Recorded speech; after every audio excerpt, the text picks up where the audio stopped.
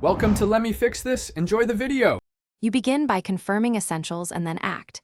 Check the field, goals, balls, and cones so nothing interrupts practice. Once done, lead a focused 10-minute dynamic warm-up that raises heart rate and primes joints.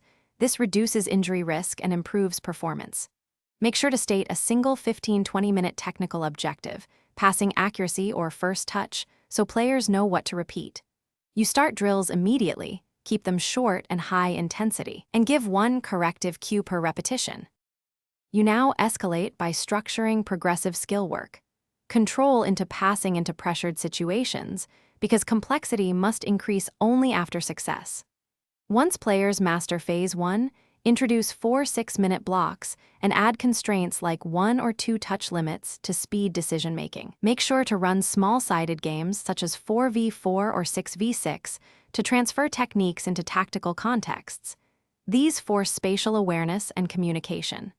You observe, you finish by winding down and consolidating learning. Guide a 5-10-minute cooldown with light jogging and targeted static stretches to aid recovery and maintain flexibility. Once cooled, hold a concise debrief, ask for 3 positives and 1 improvement per player so feedback sticks.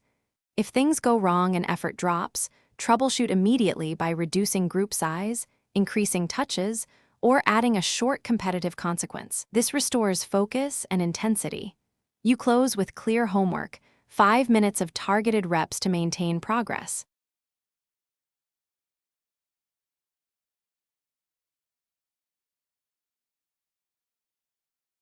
Thanks for watching. If you found this helpful, don't forget to like and subscribe.